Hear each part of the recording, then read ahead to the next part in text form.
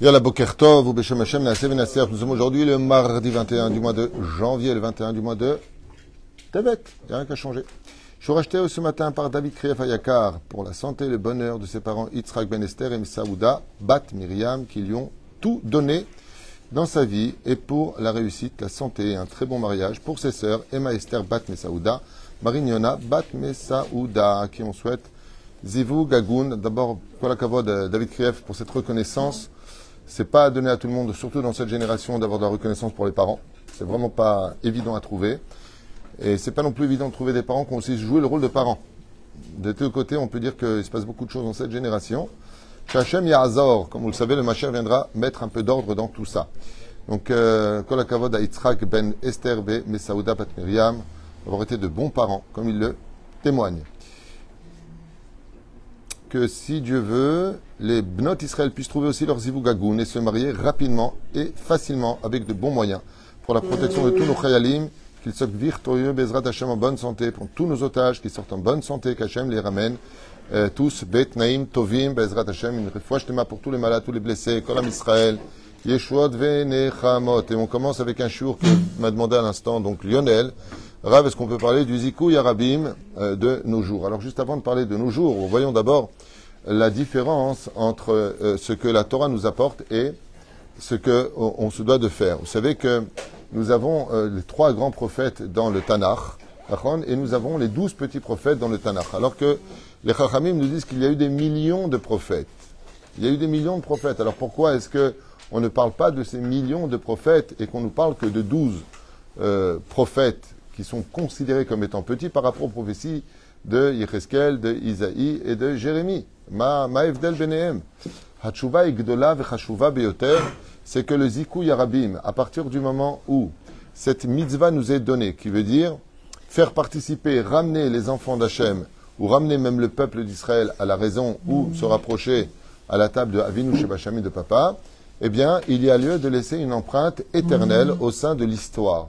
Mais si les prophètes, ces millions de prophètes, ont fait une prophétie qui les concernait eux, qui concernait leur quartier, qui concernait une famille seulement, il n'y a pas lieu pour autant de laisser une trace historique au sein du peuple d'Israël. Ce qui fait que tous les prophètes que nous avons qui vont accompagner l'histoire du Tanakh, c'est parce que le Zikou Yarabim était extrêmement important et que ces enseignements de leur époque s'adressaient à toutes les époques. Donc, le Zikou Yarabim, il est ce qu'on appelle effet domino dans ce domaine. Et c'est pour cela que nos prophètes restent reliés, puisqu'ils ne s'occupent pas et ne se préoccupent pas que simplement de leur génération, mais on voit qu'il y a une projection sur toutes les générations, et sur ce aussi sur la fin des temps. Prenons le cas de Yona, par exemple, qui refuse d'aller à Nineveh. Dieu dit, mais j'ai pitié de cette nation, malgré le fait qu'elle se comporte mal, et jusqu'à aujourd'hui, elle est placée au centre de Yom Kippour comme l'Haftara de Mincha, pour dire que si Akadosh Baruch Hu, il a eu pitié des non-juifs qui se comportaient mal,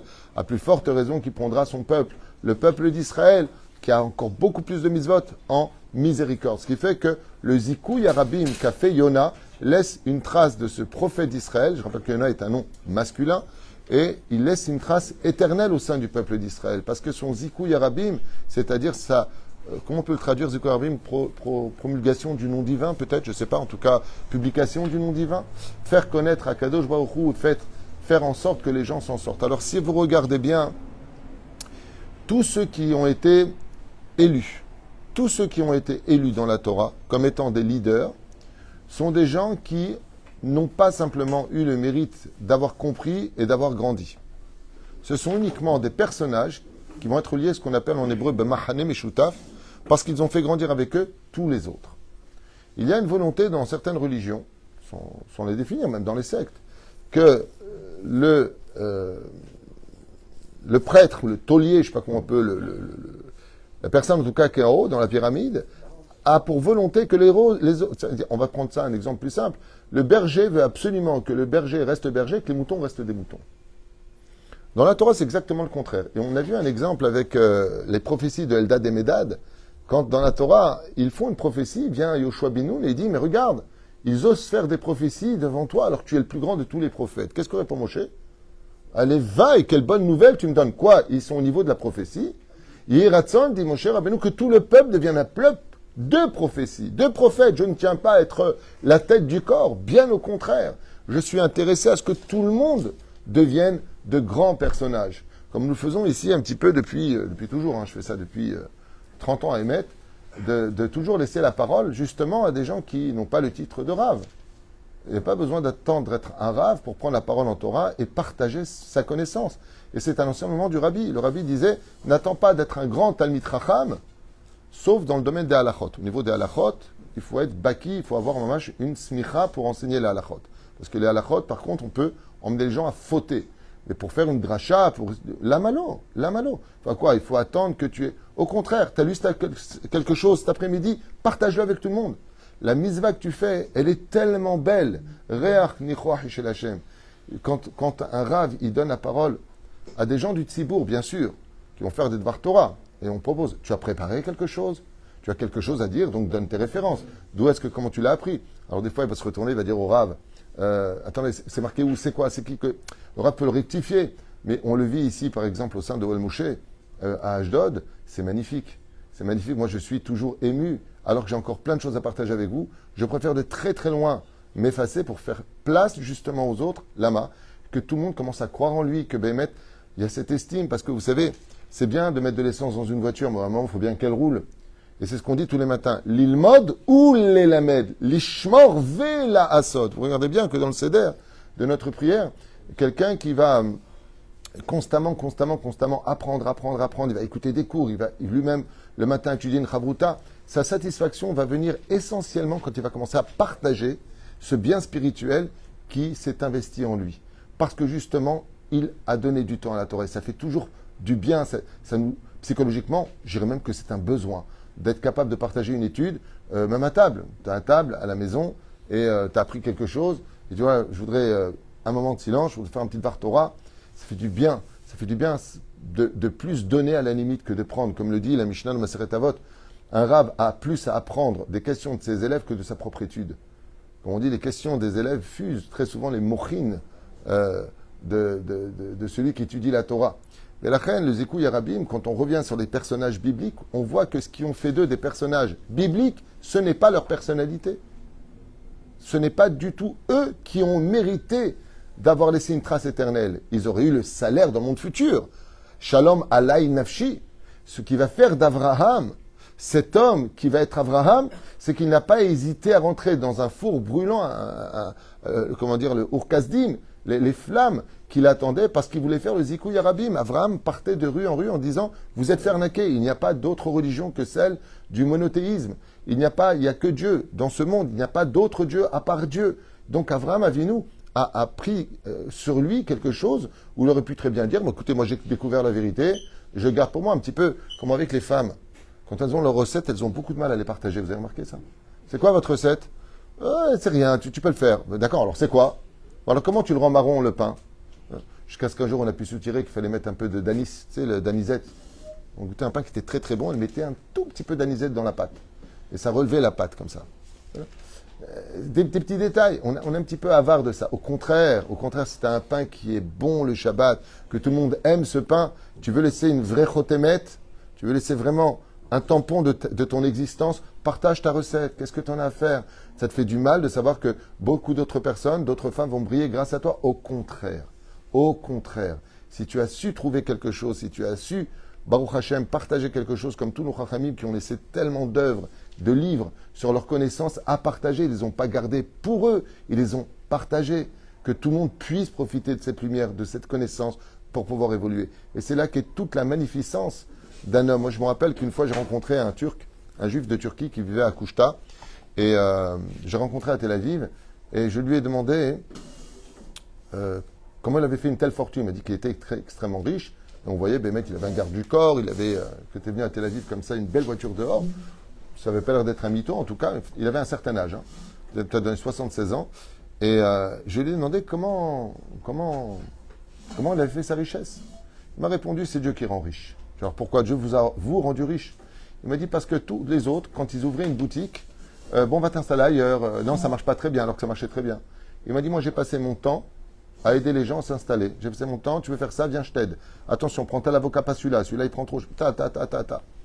Avec là-bas sur place. Il m'a dit, j'ai jamais eu peur d'avoir de la concurrence, parce que je sais que c'est Dieu qui donne à Parnassa. C'est Dieu qui donne à Parnassa. Comment l'expliquer? Au contraire, j'ai partagé mes connaissances. Au contraire, j'ai partagé avec les autres. J'ai eu une bracha chez moi encore plus grande. Je ne comprenais rien. Pourtant, je disais, non, il y a un jeune qui a ouvert là-bas et je crois qu'il a votre marchandise. Je veux acheter chez vous. Je dis, vraiment, tu crains rien. Ah, t'as m'fached. Tu crois que c'est lui qui donne à Parnassa? C'est Dieu qui donne à Hachem, Zanom Farnes la colle. Je lui dis, vous avez laissé comment dire, une trace dans votre histoire. Il m'a dit, vous vous rendez même pas compte. J'ai marié ma fille, j'avais 2000 personnes. Ils sont venus de partout. Lama. Celui qui donne de sa personnalité, celui qui donne de son temps à autrui. Et ça, c'est quelque chose qui est très, très, très important. Prenons le cas d'Abraham, prenons le cas de Yitzhak. Yitzhak, jusqu'à ce qu'il ait fait son sacrifice, on n'entend pas vraiment parler de lui. Le sacrifice de Yitzhak va lancer Yitzhak comme étant le deuxième père. Pourquoi? Parce que son sacrifice va servir à toutes les générations. Si on est pardonné jusqu'à aujourd'hui à Rosh Hashanah, c'est par le mérite de la Kedat Yitzhak. Et Elo chez Yitzhak, le chauffard que nous faisons entendre. Il n'y a pas que cette raison-là, mais Yitzhak Avinu devient un personnage central au sein du judaïsme parce qu'il a existé pour les autres. Et ainsi de suite pour Yaakov, ainsi de suite pour Moshe, le leader, parmi tous les leaders. Maïnyanazé. Vous avez remarqué que dans la paracha de cette semaine, des fois nous avons le mot Aaron avant Moshe, et des fois Moshe avant Aaron. Pourquoi? Parce que les deux avaient un rôle à jouer pour les enfants d'Israël. Quand il s'agissait de parler au peuple d'Israël, qui parlait? Aaron. Pourquoi?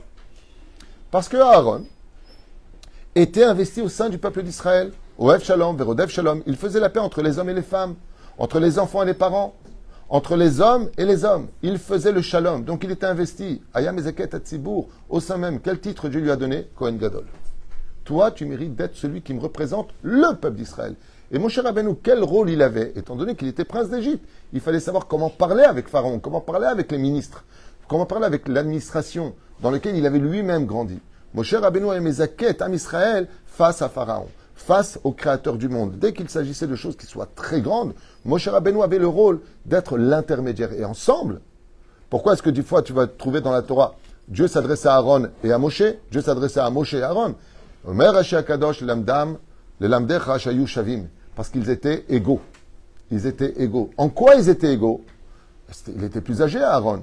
Shuvalo, ils étaient égaux dans leur Zikouy Yarabim.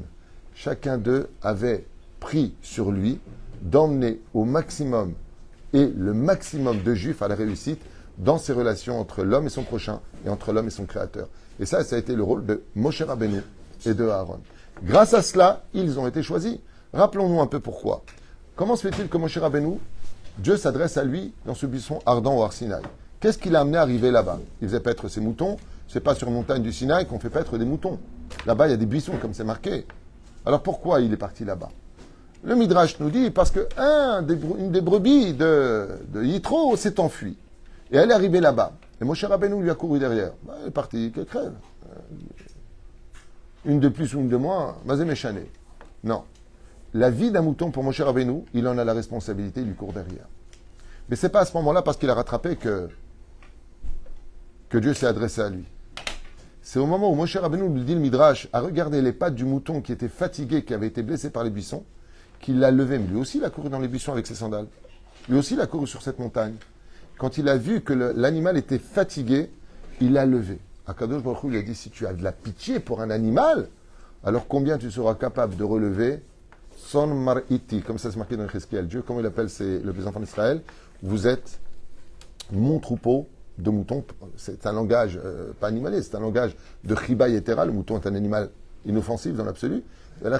Son mar'iti, comme ça Dieu nous appelle. Vous êtes mon troupeau à moi, dit Akadosh Baruch Hu. Et Moshe Rabbeinu, au moment où il lève le mouton, parce qu'il a de la peine pour le mouton, moi j'aurais mis une traha au mouton. Alors, que tu te sauves comme ça sur la montagne, tu me fatigues, viens ici, va là-bas. Et je le prends et je l'emmène. Pourquoi? Tu m'as fatigué. Il fait shrenet amout. Tu m'as laissé avec le troupeau en bas. Maintenant, il faut qu'on redescende. Ah, tu t'énerves, non? Peut-être si t'es Ashkenaz, mon cher Rabbeinu.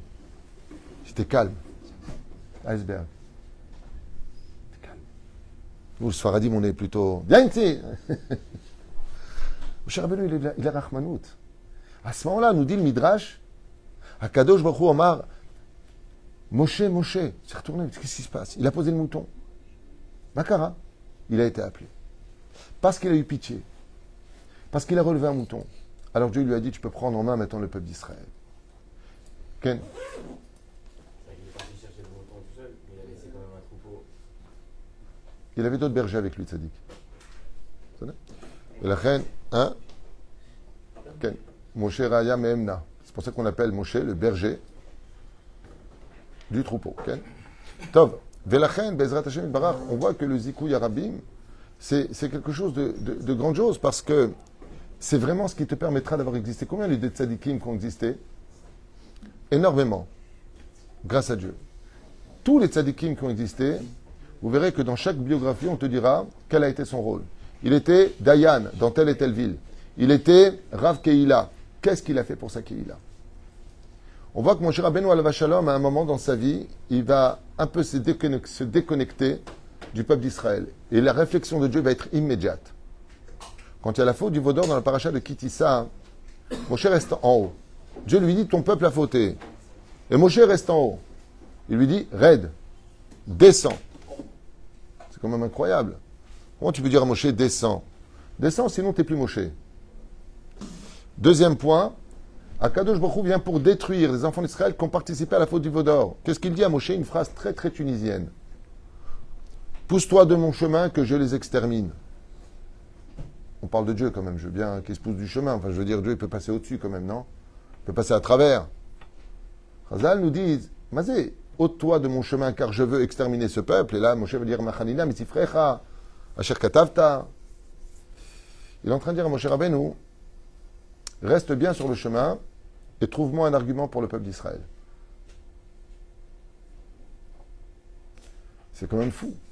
C'est-à-dire que Moshe Rabbeinu prend toute son ampleur en cherchant qui est celui qui va prendre la défense du peuple d'Israël.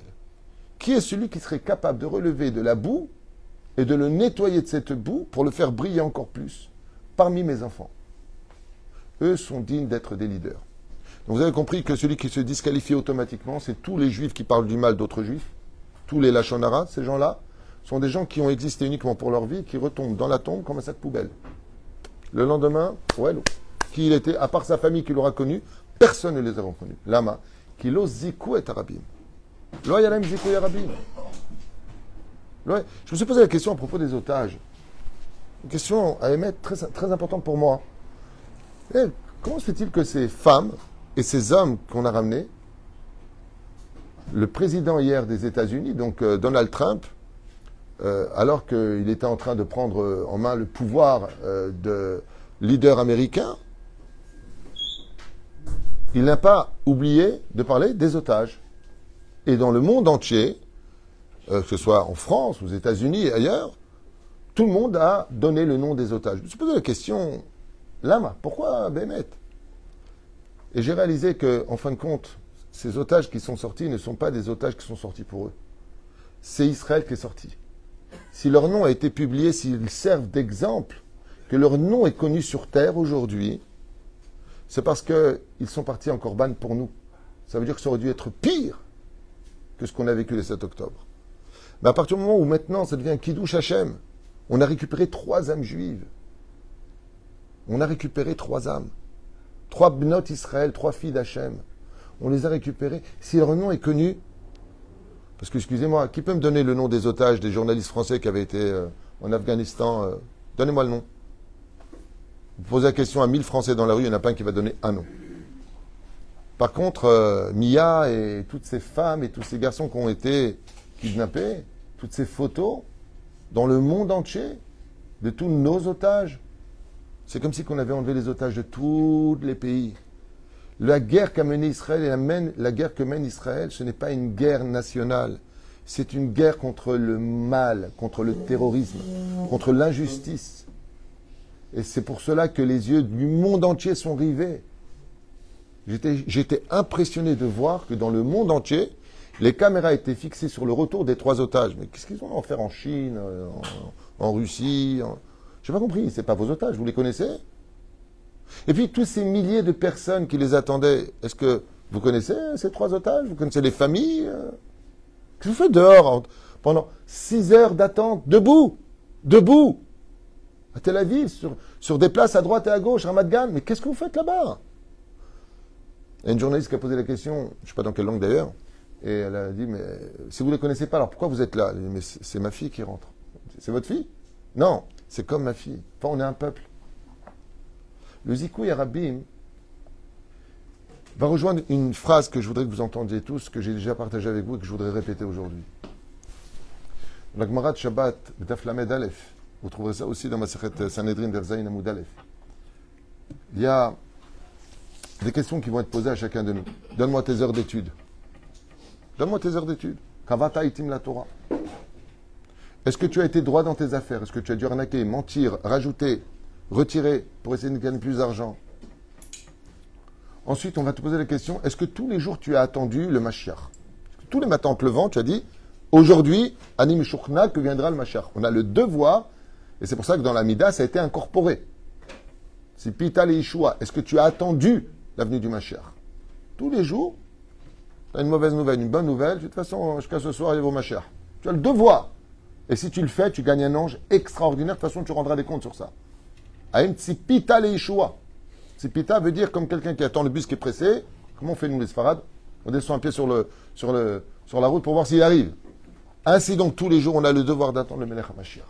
Et si tu fais ça tous les jours, bah, tu n'as pas de raison d'être triste. Tu n'as pas de raison d'être triste. Parce que s'il vient le Mashiach, il vient avec la Géoula. Géoula pratit veklalit. Azama taboché. Lama atalo. Pourquoi tu n'es pas bien? Et ensuite, on va te demander, Pilpal Tapatora, est-ce que tu as appris tous les poskim? Est-ce que tu as cherché à comprendre ce qu'ont dit les Rishonim et Acharonim? Ensuite, Evanta Davar, Mitor Davar, est-ce que tu as étudié le rasé des racines, le sod de la Torah? Mais si vous regardez bien, toutes ces questions-là s'adressent à l'ensemble ou à l'individu lui-même? À l'individu lui-même. Mais il y a une question qui englobe toutes ces questions. Toutes ces questions. Qu'est-ce que tu as fait pour ton peuple? Ça, c'est pas marqué. Un jour, je posais la question à mon Rav, je dis, Rav, pourquoi c'est pas marqué à l'intérieur le Zikoui Arabim? Qu'est-ce que tu as fait pour ton peuple? Je dis, parce qu'aucun livre ne peut contenir cette écriture. Elle sort du contexte du livre. C'est que tout le but de est-ce que tu as fixé un temps d'étude, c'est pour le partager. Le but de dire est-ce que tu as été droit dans tes affaires, est-ce que tu as relevé les autres, au lieu de te servir d'eux. Le but de dire est-ce que tu as attendu la Géoula, est-ce que tu as remonté le moral des autres en leur disant que Bezrat Hashem, il n'y a pas longtemps à attendre. C'est à l'extérieur, c'est un peu la même question qu'on a posée à Rabbi Nachman, qui s'est mis à crier Mitzvah Gdol Aliyot Besimcha. Il lui a dit où est-ce que c'est marqué dans la Torah? Il lui a dit mais c'est toute la Torah, elle ne peut pas être dedans, elle est à l'extérieur, c'est elle qui lève toute la Torah. Ça c'est le Zikoui Arabim. Et pour vous donner une petite idée, il y a eu 3 richissimes, vous le savez, à Jérusalem, qui ont été immensément riches. Kalba Savoa, le père de Rachel, femme de Rabbi Akiva, donc le beau-père de Rabbi Akiva. Orkanos, le père de Rabbi Eliezer, qui était une fortune phénoménale. Et le troisième qui s'appelait Ben Gurion. Pas David Ben Gurion, Ben Gurion dans la Gemara. Ben Gurion était tellement riche, comme on l'avait expliqué il n'y a pas tellement longtemps, il était sténiste, il n'aimait pas marcher sur le sol, lui-même le sol. Ouais. Il n'aimait pas marcher sur le sol. Donc il marchait sur des tapis persans. Chaque tapis valait peut-être 500 pièces d'or, 200 pièces d'or, je ne sais pas combien. Donc partout où il allait, il y avait des charrettes et de tapis persans. Il n'a jamais posé son pied sur le sol. On lui posait le tapis, alors il marchait. Et ainsi donc, à sa vitesse, les serviteurs qu'il avait passaient avec des tapis persans. Agmara nous dit qu'il ne les récupérait pas, tellement il était riche. Il les laissait aux pauvres. Ce qui fait que les pauvres étaient toujours, c'est-à-dire Ben Gurion, dès qu'ils passaient, ils pliaient le tapis, l'autre il ne se battait pas. Il y en a un autre. Ils allaient au chouk, ils leur vendaient, ils devenaient riches. Grâce à lui, ils devenaient riches. Mais sa fille, pour pouvoir se nourrir, elle attendait que les ânes sortent leurs excréments, et comme ils ne broient pas tout, il restait des grains de blé. Elle se nourrissait à l'intérieur des excréments de ces grains de blé qu'elle mettait dans sa main. Ensuite, elle allait les rendre de la farine pour manger un tout petit peu de pain tous les jours. On a posé une question terrible. Comment est-ce qu'un homme qui a fait autant de tzedaka que lui, comment est-ce qu'un homme qui a tellement donné à une fille qui vit dans une pauvreté telle que c'est inimaginable de manger des graines qui restent dans les excréments des ânes, à Kedekar? Dans le ciel, on s'est mis en colère contre Ben Gurion. Et on lui a dit, comment tu oses dire que tu as fait de la tzedaka alors que tu aurais pu faire 100 fois plus? Ta fortune était incommensurable. Ce que tu as laissé aux pauvres, n'était pas un zikouï arabim digne de toi. Alors son enfant, elle s'est retrouvée à manger des graines dans les crottins des chevaux et des ânes. Pourtant, il a beaucoup donné. Dans le monde d'en haut, on est Méod Makpid. Tu aurais pu faire quelque chose pour ton peuple et tu n'as rien fait. J'aimerais apporter un avis du Hadat. Donc c'est un enseignement du Hadat qui date de 1987. Le Hadat, vous savez qui c'est? C'est moi. Avdechem David Witou. Donc j'aimerais me citer. Là, je ne parle pas au nom des autres, je parle au mon nom à moi. Ça peut m'arriver, c'est rare, mais là je le fais. Quand je suis arrivé en 1987 en Israël, Baruch Hashem, j'ai eu le mérite de monter ici. Je me suis promené dans les rues de Jérusalem. J'ai toujours été profondément amoureux de cette ville. J'ai vécu 20 ans. Et Jérusalem, c'est mes poumons. Dès que j'arrive à Jérusalem, de toute façon, je suis toujours bien. Je respire dans cette ville. C'est une ville qui est très spéciale, Jérusalem, qui est remplie de lumière. Et je me suis promené comme ça dans les rues. Je passais mon temps, d'ailleurs, les après-midi, après la yeshiva. Mon occupation principale, c'était de me promener dans les rues. Je regardais tout, j'observais tout. Et à un moment, je me suis un petit peu arrêté. Je dis, mais c'est pas possible. Je passe par l'avenue de Ben Gurion, je passe par Sde Golda Meir, je passe par Herzl, et je marchais comme ça. Et puis après, j'arrive du côté de Géoula, les noms de la Géoula, après Rechov Rabbi Akiva, Rabbi Shimon ben Shatta, Rabbi Shimon bar Yochai, Rabbi Yochanan ben Zakkai. Alors, je me suis vachement étonné, je dis, c'est bizarre. C'est bizarre. Quand on est le nom, par exemple, des Mechablim, Rabbi Rechov, Rabbi Eli Cohen, il y a. Elazar Kashani, il y a. Eliyahu Hakim, il y a. C'était tous des espions pour Israël. Bon, je comprends à la limite. C'est un pays, quoi. Mais pourquoi Dieu a-t-il permis que dans notre pays, dans chaque ville, il y ait aussi le nom des gens qui n'étaient pas du tout religieux? C'est pas normal. C'était ma question en 1987. J'étais très étonné de voir que là-bas, il y avait marqué Rechov Rabbi Yochanan ben Zakkai. Et là, il y avait marqué Ben Gurion.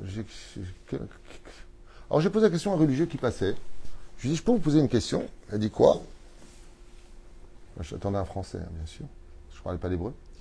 Je lui ai dit, pourquoi Dieu, il a laissé ici Rechov, Rabbi Akiva, par exemple, et là-bas, il y a Ben Gurion. Ben Gurion, il n'était pas Shomer Shabbat, il n'était pas religieux, il a même lutté contre la Torah à un moment de sa vie. Il m'a dit, ça, c'est Maaseh Satan, et ça, c'est Maaseh Elohim. J'allais comme ça, je lui ai dit, alors toi, tu connais les réponses de Dieu. Alors toi, ça, tu dis que c'est Satan, et ça, tu dis que c'est Elohim. C'est ce que tu dis.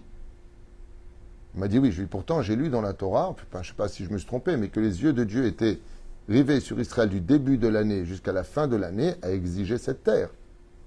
Donc le créateur du monde, tu veux dire par là que, oh mince, il a raté le coup ici à droite et à gauche, il a réussi son coup? Je dis, ta réponse n'est pas valable du tout pour moi.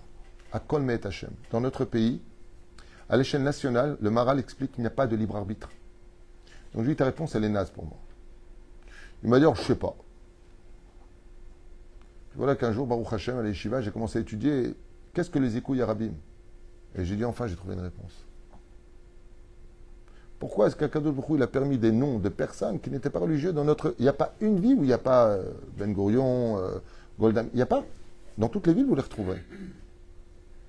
Ben, ce sont des gens qui, malgré le fait qu'ils n'étaient pas pratiquants vis-à-vis d'Hachem, qui ont même lutté pour ne pas qu'il y ait forcément de la Torah dans les écoles. Il faut être clair dans ce domaine. Il ne faut pas oublier que Herzl, il était bien gentil, mais il était prêt à convertir, et il les a convertis au christianisme. Ses enfants étaient prêts à convertir aussi le peuple.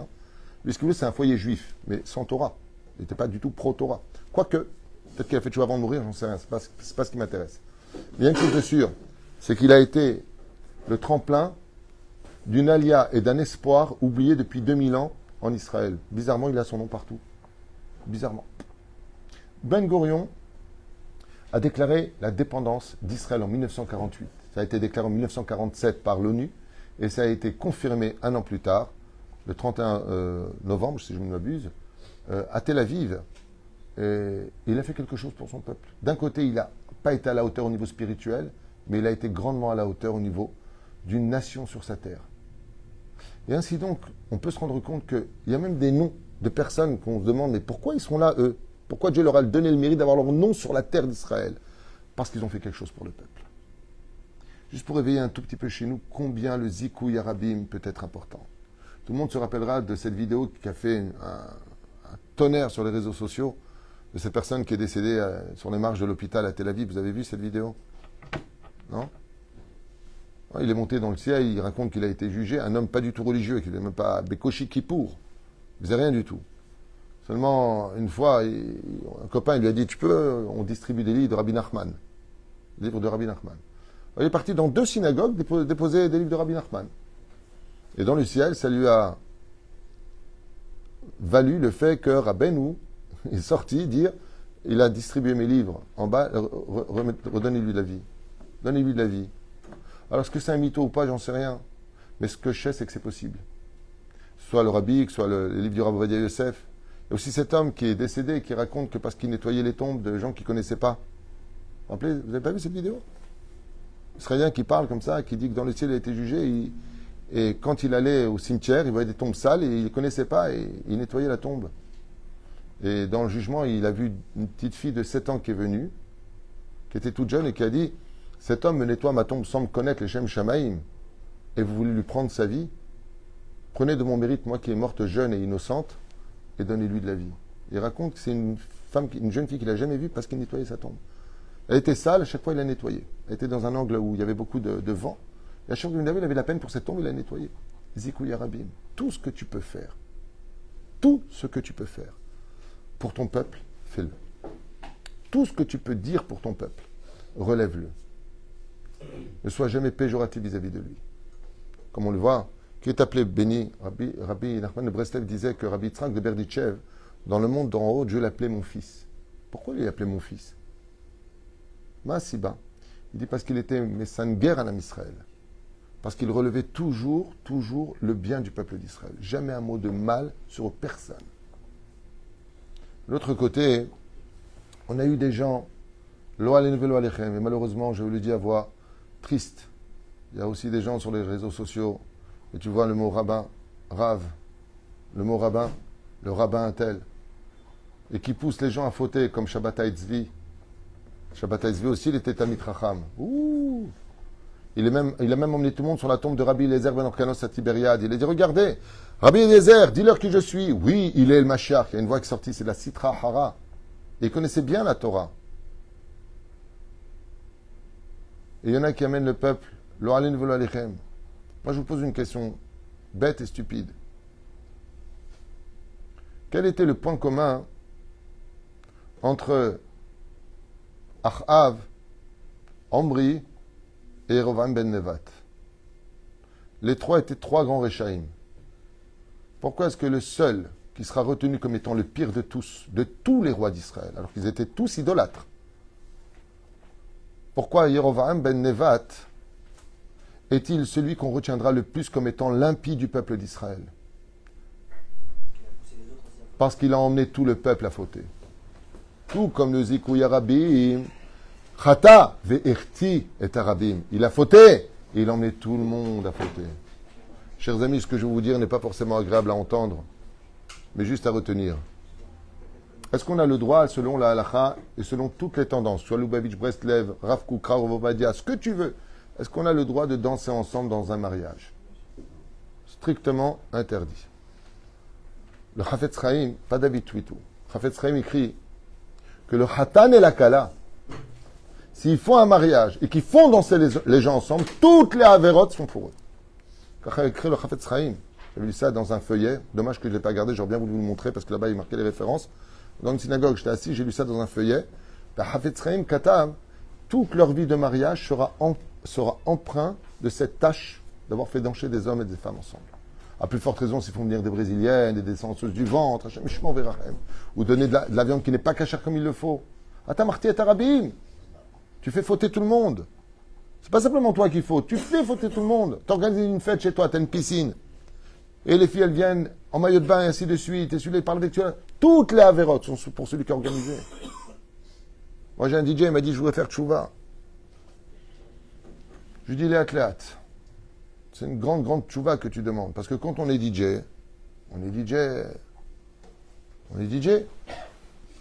René, mais on est aussi DJ. Résultat, ce personnage lui dit, si vraiment tu veux faire tchouba, tu ne peux plus faire ce que tu fais. Tu fais fauter le tzibour. Allez, on y va. Allez, tout le monde sur la piste. Baba, tu fais fauter les autres. Et ce DJ, il a pris sur lui de ne faire que DJ pour les danses séparées. Depuis, il a beaucoup moins de travail, mais il en a trouvé un autre qui lui ramène plus d'argent. À quoi met Hachem Barach? Un très bon DJ, que je conseille, qui s'appelle Igal. Avant, il faisait des soirées tous les soirs. Depuis qu'il a fait tchouva là-dessus, je lui ai dit que ce qu'il faisait était très grave. Wifsik. Encore une fois, chacun à son niveau, doucement, doucement, doucement, doucement. Aval, Zainian. Tout comme tu as un salaire incommensurable, ainsi de l'autre côté. Je voudrais finir avec cette fameuse Gemara de Binyamin. Vous avez entendu parler de Binyamin? Il est là, Binyamin. Non, c'est un autre Binyamin. Binyamin était responsable des caisses de la ville. Et il y a une famille avec 7 enfants qui, malheureusement, n'avaient plus les possibilités de se nourrir. Ils sont partis voir Binyamin.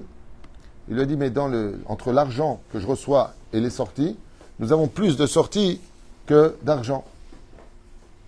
Alors la veuve, elle lui a dit, alors quoi, je ne mangerai pas avec mes enfants? Il lui a dit, non, je vous prends en charge moi-même. Et tous les mois, pendant 7 années d'affilée, Binyamin, il donnait tous les mois, toutes les semaines, l'argent à cette veuve pour qu'elle puisse nourrir elle et ses enfants. Il a attrapé une grave maladie. Et la Gemara nous raconte que les anges se sont réunis avec des larmes, en disant, comment tu peux prendre un homme, Hachem, qui fait vivre 7 orphelins et qui donne le sourire à une veuve en donnant de son propre sang, le sang c'est son argent, tous les mois. On lui a rajouté, si je ne m'abuse, Anilo Zocher ou la Yarav Yehuda Yodea, Esrim Beshtaim Shana, Binyamin chez Pyrenées, non? C'est 22 ans ou 20 ans? Je crois que c'est 22 ans. Ene Arav Mashiach Higia, Binyamin chez Pyrenées, Kama aussi Fulomina Shamaim, combien lui rajouté d'années? Esrim Beshtaim Shana. Ani Amarté Esrim Beshtaim, lo Zocher. Esrim Beshtaim Shana. Ils lui ont rajouté 22 ans de vie. Bravo. Vous me dites ce que j'ai dit aussi. 22 ans de vie. 22 ans de vie en plus, alors qu'il aurait dû mourir. 22 années, mais attention, pas 22 années, 22 ans. Le mec, il est malade, il est 22 ans comme ça, malade. Non, 22 ans dans la santé la plus totale. Lama. De là, nos chachamim nous disent, celui qui ne mérite plus de vivre pour lui-même, Dieu lui donnera le mérite de vivre pour les autres. Si tu t'occupes des autres alors que ton temps est fini, tu changes toutes les données de ta venue au monde. Pourquoi? Parce que celui qui est capable de s'éclairer son chemin, s'il arrive à bonne destination, il éteint sa torche. Et celui qui éclaire le passage des autres.